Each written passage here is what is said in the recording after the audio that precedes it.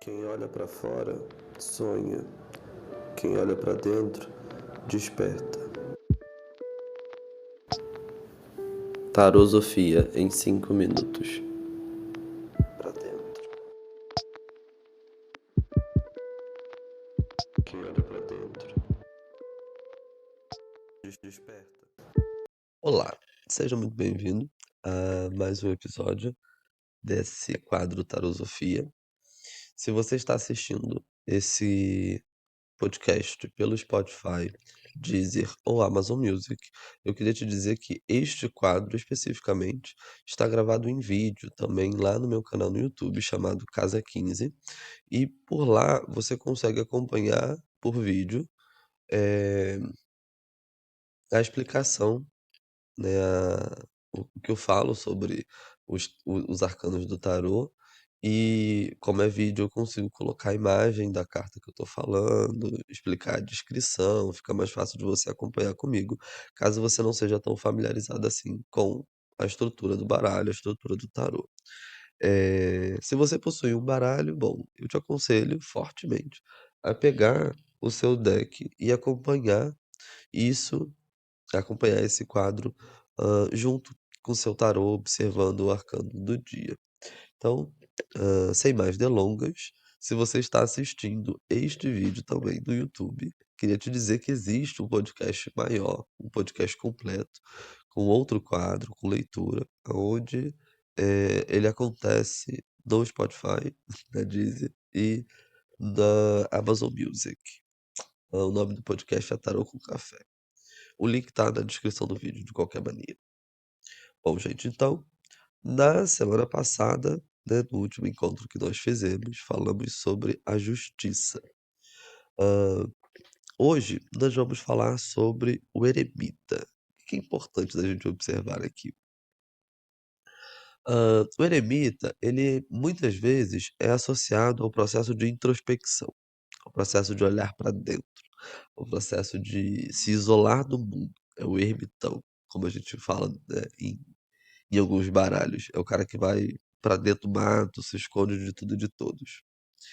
E, além disso, além dessa questão, desse entendimento, né, que existe sobre a figura do eremita, também é bastante interessante que a gente observe um fator, relevante. O eremita, ele não tá olhando só para dentro, ele tá olhando para trás, tá olhando para o passado, ele tá olhando para o outro lado, para o passado.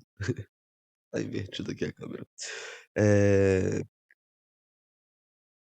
se a gente fosse observar, né, a gente vai vindo da esquerda para a direita, o eremita ele tá virado para a esquerda, para o passado, para aquilo que vem antes. E é muito interessante quando a gente observa isso, porque o eremita vai dizer pra gente que, ao olhar para trás, a gente entende para onde a gente está indo, né. Tem uma palavra, eh, uma palavra de um contexto africano, de um provérbio, né, africano, hã, especificamente de Gana, chamada Sankofa. E Sankofa, hã, vai apontar, é de Gana? Agora eu fiquei confuso. Enfim, Sankofa. Sankofa vai dizer, vai representar o conceito, da ideia de que o passado, o futuro é ancestral, né. O futuro, aquilo que vem depois de mim, é ancestral. E isso vai dizer, a gente vai entender pelo tarô, que o futuro é ancestral, porque o passado influencia no seu futuro. O passado determina o seu futuro. É ele que vai dizer para onde você está indo, porque é de onde você está vindo, entende? A gente vai alterar essa dinâmica sempre no presente, mas quando eu olho para trás, eu entendo o que eu estou fazendo hoje. Se eu olhar para o meu passado, eu entendo as minhas faltas hoje. Se eu olhar para minha infância, uma psicanálise, por exemplo, eu consigo entender da onde vem metade dos meus comportamentos. Se eu olhar de verdade, eu consigo entender quase 100% dos meus comportamentos. Além disso, eu preciso entender a minha formação. Se eu olho para o ambiente onde eu cresci, se eu olho para o tempo aonde eu cresci, eu nasci no século XIX, eu nasci no século XVIII, eu nasci no século XV, eu nasci no século XVI, aonde foi que eu nasci? Eu vivi em que ano? Eu nasci no Brasil? Eu nasci no Japão? Eh, eu nasci no Nordeste, no Sul? Eu nasci no Sudeste? Tudo isso vai determinar o meu presente e o meu futuro. E aí eu posso, quando eu olho, eu posso mudar.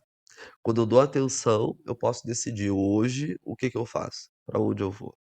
Então o eremita, ele não é só o olhar para dentro, ele é na verdade o olhar para trás. O olhar para a história, o olhar para o passado, o olhar para aquilo que te construiu. E aí, a partir disso, o eremita consegue decidir para onde ele vai. O eremita consegue decidir como ele vai e o que ele vai fazer. Porque ele entende da onde ele está vindo e sabe dizer se aquilo é coerente ou não. Se ele quer aquilo ou não. Se aquilo conversa com quem ele é ou não conversa com quem ele é. Da nossa historinha, a gente vai entender também que o eremita é um momento onde o louco se depara com uma verdade imutável na vida. Tá tudo conectado. Ninguém tá sozinho. É impossível a gente olhar e não perceber o quanto as pessoas influenciaram na nossa vida e o quanto a gente influenciou na vida delas. O quanto o meio mudou você e o quanto você mudou o meio. Obviamente, a gente vai estar falando em escalas diferentes, né? Uma pessoa, um indivíduo, influencia o meio numa escala totalmente diferente da qual o meio influencia o indivíduo. São proporções diferentes, mas é inegável que está tudo conectado o tempo inteiro, sem parar. Quantas e quantas vezes você não estava precisando ouvir uma resposta e alguém aleatório te deu a resposta que você precisava ouvir?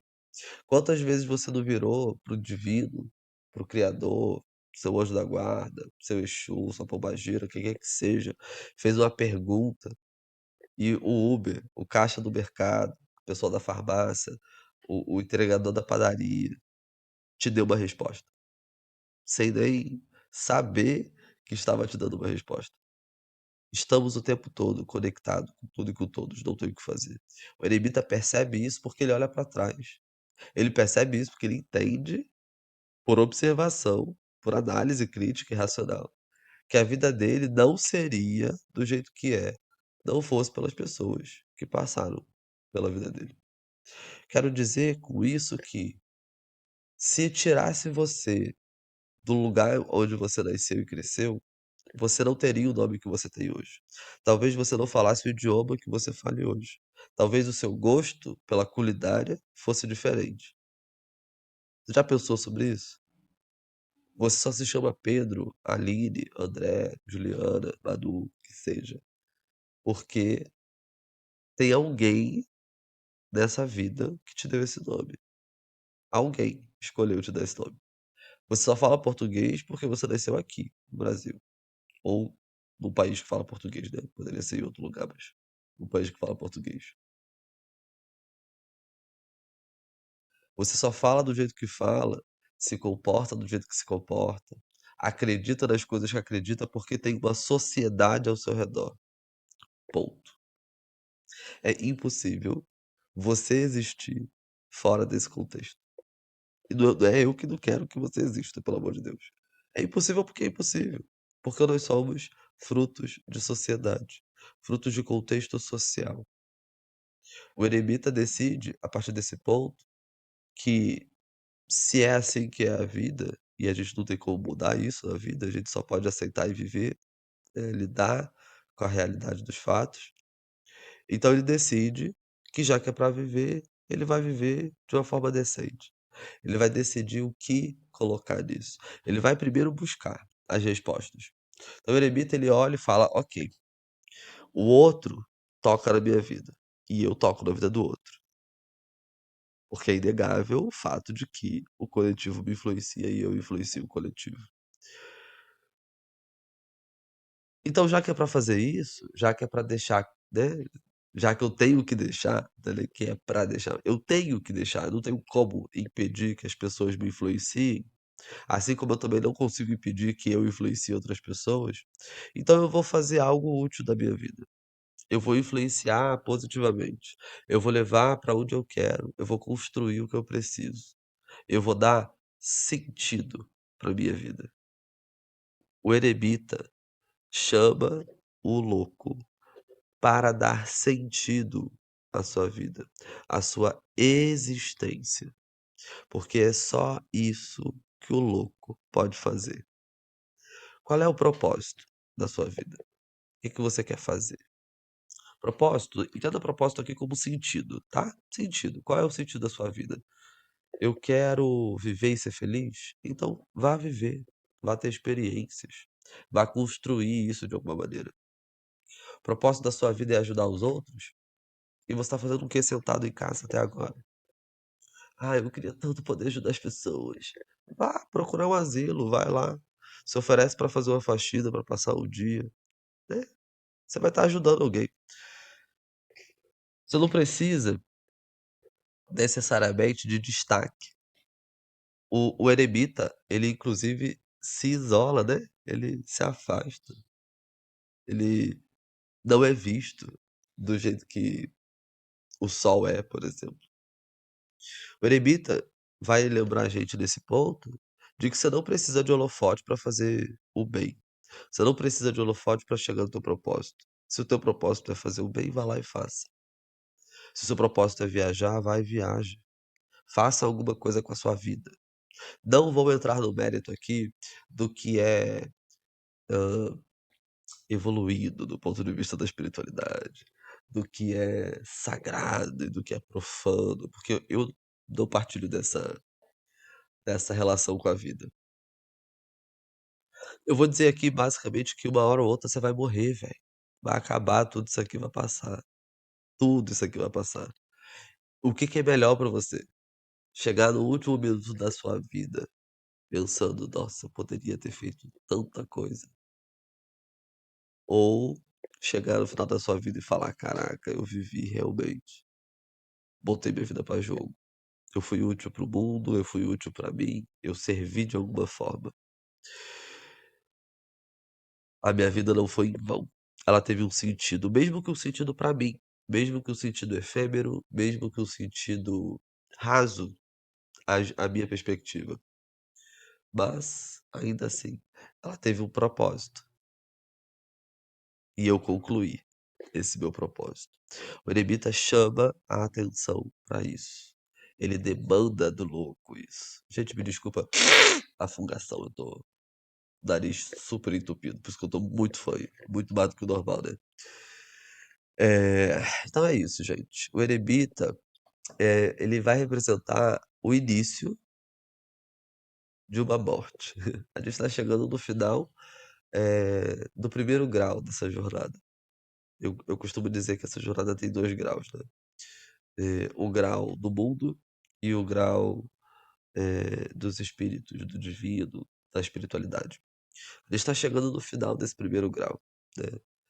Eu gosto de dividir a jornada em 2 grupos, na verdade 3 grupos, né. O primeiro grupo é o louco, antes e depois. O segundo grupo é esse primeiro grau, que eu vou chamar, eh, da forja do ser, do caráter do indivíduo. A gente está falando sobre o mago até a roda da fortuna. E no segundo momento a gente vai falar do segundo grau, né, que seria a forja da alma da pessoa, que aí começa da força e vai até o julgamento, arcano 20. O louco antes e o louco depois é o louco, arcano 0, e o louco, arcano 21, arcano do mundo. Hã, quando a gente observa essa essa jornada do louco, nesse primeira instância, nesse primeiro grau, né, que é a forja do caráter, o eremita, ele vai forjar a sua disciplina. Aliás, a sua disciplina ela já foi forjada, a sua disciplina já foi forjada. O eremita ele vai direcionar a sua disciplina pra autodescoberta. É nesse ponto em que o eremita começa a entender que a vida é muito mais do que só matéria, de que a vida é muito mais do que só. Bom, gente, então, fechando aí o episódio de hoje, eh, gostaria de lembrá-los mais uma vez que esse esse quadro, ele é parte de um podcast que vai ao ar toda segunda-feira, mesmo dia que vai ao ar aqui. Toda segunda-feira. Está disponível na Deezer, no Spotify e no Amazon Music. E eu aconselho fortemente você a dar uma olhada, né, nesse podcast. Além disso, eu também queria dizer, gente, que esse material, né, que eu trago aqui, ele é um material reduzido e simplificado de um curso muito maior que eu possuo, chamado Tarosofia, aonde a gente elabora, eh, com muito mais profundidade os mistérios do tarô. Não só dos arcanos, e não só dos arcanos maiores, inclusive, mas de tudo, a estrutura do baralho, como que eu organizo meu baralho, como que eu lido com o meu baralho, o que que é viver tarô, o que que é pensar tarô, o que que é estudar tarô, o que que é jogar tarô e o que que é ler tarô. A gente fala sobre tudo isso nesse curso de tarosofia.